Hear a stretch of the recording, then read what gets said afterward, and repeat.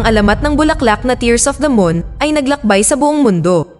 Isang petal lang ay sapat na upang gamutin ang anumang sakit, ngunit sa loob ng maraming siglo, sinisikap pa rin ng mga tao na mahanap ang bulaklak na ito sa gubat, at maraming mga ekspedisyon ang namatay sa pagsisikap na hanapin ito.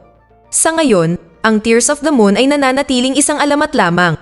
Ito ang sinabi ni McGregor Houghton sa Council of Scientists. Ang lalaki mismo ay hindi interesado sa kwentong ito, ngunit kailangan niyang maging boses ng kanyang kapatid na babae, na si Lily, na isang babaeng walang karapatan sa pagsasalita sa publiko at mga aktibidad na pang-agham.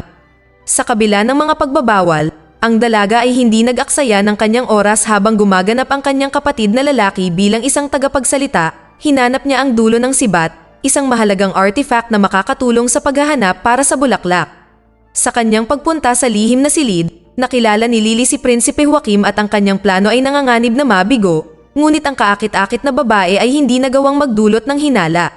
Napagtanto na hindi magiging madali ang pagtakas gamit ang dulo ng sibat, nagpasya si Lily na palitan ang kanyang magarang damit ng mas komportableng pantalon na taliwas sa lahat ng mga tuntunin ng kagandahang asal.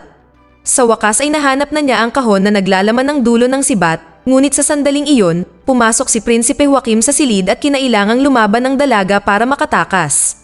Si McGregor ay pinatalsik din sa Scholar's House sa pag-aakalang walang talento ang binata at tinulungan niya ang kanyang kapatid na makatakas dala ang dulo ng sibat na ibinigay kay Prince Joaquim ang walang laman na kahon.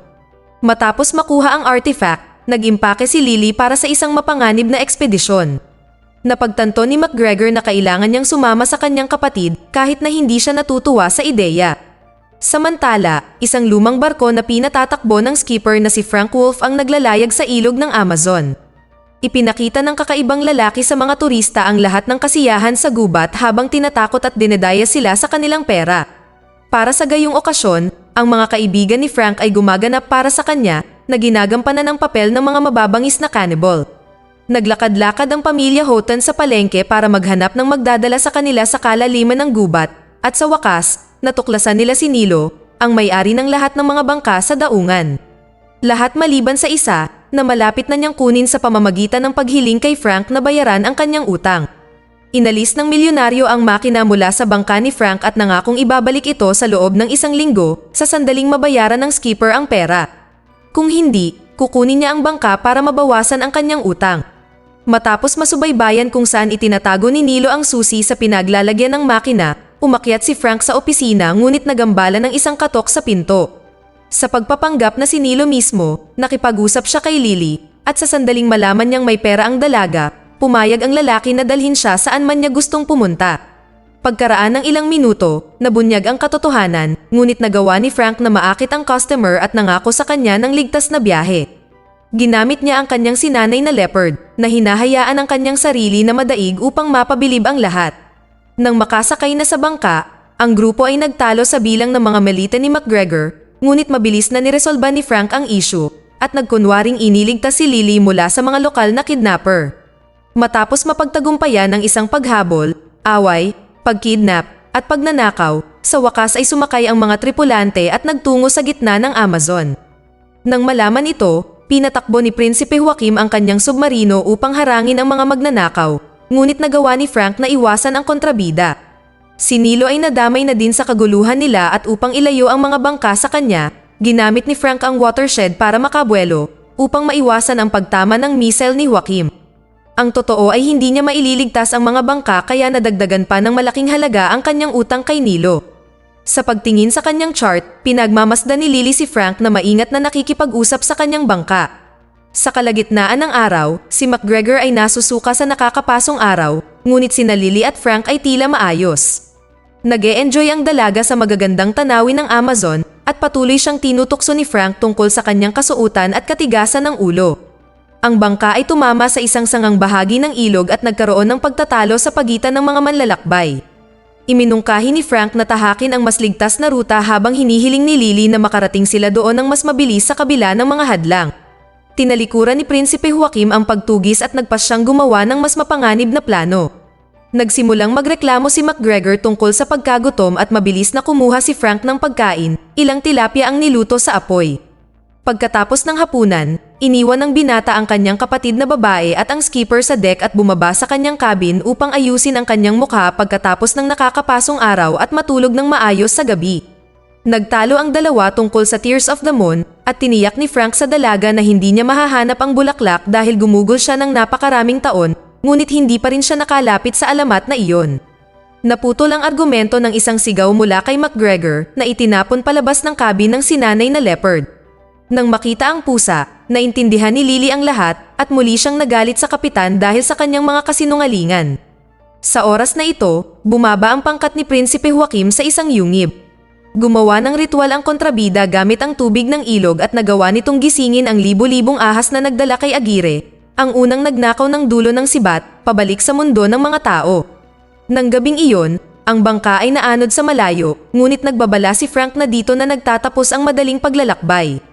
Binalaan niya si Lily na sa lalong madaling panahon ay magsisimula na ang mahirap na bahagi. Sigurado si Lily na makakarating sila, ngunit makalipas ang ilang minuto, nakiusap siya sa kapitan na paikutin ang barko at lumihis. Ang talon pala ay isang bagay na hindi kayang mabuhay ng grupo. Ang mga tripulante ay pumunta sa pampang upang magpahinga, hindi napapansin na may mga ahas na nagkukumpulan sa kanilang paligid. Habang nag-iimbak ang mga lalaki ng panggatong, umakyat si Lily sa cabin ni Frank at natuklasan ang mga lumang mapa. Kinailangan aminin ng kapitan na siya rin ay minsang naghahanap ng Tears of the Moon, ngunit matagal na niyang tinalikuran ang pakikipagsapalaran. Ipinakita ni Lily sa kapitan ang dulo ng sibat, salamat dahil sa oras na ito ay mahahanap na nila ang bulaklak. Bago makapaglayag ang bangka, ang grupo ay sinalakay ng isang tribo ng mga hunter. Nagkamalay si Lily habang dinadala sila sa kalaliman ng gubat at sinabi sa kanya ni Frank na maliit ang pagkakataong makatakas sila. Ang mga hostage ay dinala sa harap ng chief at ang tatlo ay naghahanda para sa pagbitay sa kanila, ngunit nang subukan ni Lily na lumaban, lumalabas na ang lahat ng ito ay isang biro lamang at ang tribo ay ang mga kaibigan ni Frank na nagpasya na paglaruan sila ng isang kalokohan upang ilayo ang babae mula sa dulo ng sibat. Ang shamanes ng tribo ay isinalin ang mga rune sa dulo ng sibat para kay Lily at ang babae ay nakakuha ng mga pahiwatig na magpapadali sa paghahanap ng bulaklak. Nagalit si Lily kay Frank at idineklara niyang magpapatuloy siya ng mag-isa ngunit nakumbinsi ng kapitan ang kanyang kaibigan na ito ay masyadong mapanganib kaya ang mga manlalakbay ay naghanda na magpatuloy ng magkasama, ngunit biglang inatake ang tribo ng daan-daang mahiwagang ahas. Sinabi ni Frank sa kanyang kasama na dapat silang tumakbo ngunit ang landas ng dalawa ay hinarangan ni Aguirre, hindi isang multo ngunit hindi rin tao. Ang mga ugat ng puno ay nabuhay, na tumulong sa mga kontrabida na mahuli ang mga manlalakbay, at sa wakas, nagawa nilang nakawin ang dulo ng sibat sa leeg ni Lily. Tila katapusan na ng kwento, ngunit sa harap ng mga hoten, sinaksak ni Aguirre si Frank gamit ang kanyang espada at nahulog ang kapitan mula sa isang mataas na puno. Ipinakita ng shamanes kay Lily ang isang bangka na maaari nilang gamitin para tumakas at ang dalaga ay nagmamadaling umalis, isinantabi ang kanyang pagluluksa para sa kanyang kaibigan, lalo na't nagawa niyang mabawi ang dulo ng sibat. Muling hinabol ang dalaga at sinubukang takasan ang undead na lalaking nababalot ng mga ahas. Tumakbo siya sa gubat ngunit naubos ang kanyang lakas at nawalan ng malay ang dalaga. Habang hinahanap ang kanyang kapatid, nahanap ni Lily si Frank na sa pamamagitan ng ilang himala ay buhay pa rin. Nang tumayo ang kapitan ay nakita ng dalaga ang isang espada sa kanyang likod. Inamin ng kapitan na ang tunay niyang pangalan ay Francisco at siya ay mahigit 100 taong gulang na. Handa siyang ipaliwanag ang lahat at sabihin ng detalyado, ngunit bago iyon, hiniling niya kay Lily na tulungan siyang bunutin ang espada dahil hindi komportableng nakatayo nang nakalagay ito. Kinumbinsi ni Lily ang kanyang kapatid na magpaiwan sa tribo upang makapagpahinga ito ng kaunti at hindi malagay sa panganib. Samantala, lumipad ang mga mersenaryo ni Aguirre sa submarino ni Prinsipe Joaquim at ipaalam sa kanya kung saan nagtungo ang dalaga na dala ang dulo ng sibat. Sinabi ni Frank kay Lily ang kanyang nakaraan. Naglingkod siya kay Aguirre noon at nang magkasakit ang anak ng kanyang Panginoon, nangako siyang ililigtas siya sa anumang paraan. Ang binata ay gumuhit ng isang mapa para sa kanyang Panginoon, ngunit ang gubat ay isa-isang tinapos ang mga sundalo at lalong lumiit ang tsansa na natitira sa kanila. Isang tribo ng mga ganid ang tumulong sa mga mandirigma. Iniligtas nila ang mga nakaligtas gamit ang mga petals ng Tears of the Moon, ngunit bilang kapalit sa paggawa nito, ninakaw ni Aguirre ang dulo ng sibat mula sa kanila at pinatay ang halos kalahati ng tribo upang hindi na siya maghintay na muling makainom ng gamot. Nang mamatay ang chief, sinumpa niya ang lahat ng mga dayuhan, ginawa ito upang hindi na sila makaalis sa gubat. Mula noon, paminsan-minsan ay nakakatagpo ni Frank si Aguirre at patuloy silang naglalaban, ngunit ni isa sa kanila ay hindi talaga maaaring mamatay. Dahil sa nayayamot na sa pagtatahi sa mga sugat mula sa pakikipaglaban kay Aguirre, inakit siya ni Frank sa isang mahiwagang kuweba at mula noon ay nakulong na ang kontrabida. Iyon ay hanggang sa namagitan si Prinsipe Joaquim sa kwento. Sinubukan ni Frank na mahanap ang mahiwagang bulaklak upang makatakas sa mundong ito, ngunit nabigo ang mga taon ng paghahanap dito. Dinala ng Shamanes si McGregor sa kaligtasan, ngunit naabutan sila ng isang submarino at na-hostage ang lalaki.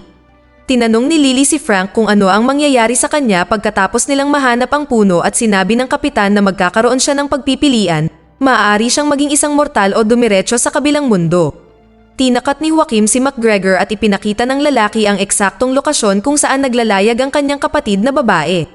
Dumating ang dalawa sa site, ngunit lumalabas na ang pasukan sa kuweba ay nasa ilalim ng tubig. Sinubukan ni Frank na pumasok ng mag-isa ngunit kinailangan humingi ng tulong kay Lily dahil ang pasukan ay idinisenyo para sa mas maliliit na katawan. Natagpuan ni Lily ang kanyang sarili sa isang kulungan sa ilalim ng tubig at upang mabuhay ay kinailangan niyang halikan si Frank ng maraming beses upang makakuha ng oxygen mula sa kanya. Sa wakas, nakahanap ang dalaga ng isang lever at bumukas ang portal na inalis ang lahat ng tubig sa lagon na parang nasa isang higanteng bathtub. Nang maubos na ang tubig ay napagtanto ng dalawa na nahanap na nila ang tamang lugar ngunit nalungkot si Lily dahil inamin ng kapitan na handa na siyang umalis patungo sa kabilang mundo. Ang babae ay kailangang pumili ng mga salita upang kumbinsihin ang kanyang kaibigan na gugulin ang natitira niyang buhay sa kanya. Nasira ang mood ng mga manlalakbay dahil biglang lumitaw sa harap nila ang bangka kung saan hostage si McGregor. Upang mailigtas ang kanyang kapatid, kailangang ibigay ni Lily ang dulo ng sibat at talikuran ang kanyang pangarap na mahanap ang Tears of the Moon. Samantala sa bangka ni Frank, ang buong grupo ay nagtungo sa puno ng mahiwagang bulaklak sa pamamagitan ng mga sinaunang maze sa ilalim ng lupa. Pagdating doon, nag-alok si Frank sa kontrabida ng deal na tutulungan niya siyang buhayin ang puno bilang kapalit ng pagbibigay sa kanya ng isang petal. Upang maiwasan ang malaking tao sa paggawa ng bagay na hindi maganda, kinuha ni Prince Joaquim na hostage si McGregor. Ibinigay niya kay Frank ang dulo ng sibat at ang mandaragat ay umakyat sa pader kung saan kailangan niyang i-mount ito, ngunit hindi niya ito magagawa kung wala si Lily at ang dalaga ay umakyat upang iligtas siya. Nang matuklasan ang isang hiyas sa gitna ng dulo ng sibat, magkasamang nahanap ng mga manlalakbay ang sagot at muling binuhay ang puno. Sa itaas ng mga ulo ng grupo, daan-daang namumulaklak ang matingkad na kulay ng bulaklak na maaaring magdala ng gamot sa mundo. Inagaw ni Lily ang kanyang baril at binaril si Frank na ikinagulat mismo ni Prinsipe Joaquim. Habang pinangungunahan siya ng kontrabida sa paghahanap ng mahiwagang petal, umakyat ang kapitan sa bangka at pinalaya si McGregor. Ang buwan ay nawawala at ang mga bulaklak ay nagsimulang mamatay. Nang maalis ang mga humahabol sa kanya, nagmamadali si Lily na humawak ng kahit isang petal. Nagtagumpay siya, ngunit bilang kapalit ay nahulog siya. Sinubukan ng prinsipe na kunin ang artifact na tinatakot siya na papatayin ang kanyang kapatid. Ngunit ang kanyang kaibigan ay dumating upang tulungan siya at nagawa niyang panatilihin ang natatanging petal. Lumitaw si Aguirre sa kuweba, ngunit hindi para iligtas ang prinsipe. Nang malaman ng half-elf na ipinagkanulo siya, tinapos ni Aguirre ang hindi tapat na partner. Ibinaba ni Frank si McGregor at iniwan ang leopard upang protektahan ang binata, habang malapit na niyang tapusin ang kanyang pakikipagsapalaran sa buhay at isama ang kanyang walang hanggang mga kaaway. Sa panunood sa pakikipaglaban ng kanyang kaibigan, sigurado si Lily na gagamitin niya ang petal para iligtas ang kanyang sarili, ngunit ipinakita ni McGregor sa kanyang kapatid ang panyo na may mahiwagang artifact. Nagmamadali ang dalaga na pigilan ang bangka, ngunit huli na ang lahat. Binangga ito ni Frank sa isang batong pader at ibinigay ang sarili sa isang puno upang maging bato magpakailanman. Si Lily ay kumilos sa huling pagkakataon. Ibinigay niya ang tanging petal sa rebulto ni Frank. Sa una, tila walang nangyayari, ngunit makalipas ang isang minuto ay nabuhay si Frank at nagpasalamat sa kanyang tagapagligtas sa paniniwala sa kanya. Sa isang sirang bangka, bumalik ang grupo sa bayan at ibinigay ni Frank kay Nilo ang kanyang huling barko. Nagsimula ang scientist ng bagong buhay, sa wakas ay kinalimutan ni McGregor ang ideya ng pagsali sa scientist community, habang natagpuan naman ni Lily ang kanyang pag-ibig sa tabi ni Frank na isa ng normal na tao.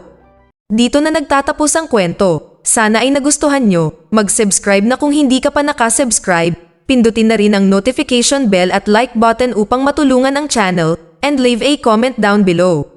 And as always, thank you for watching.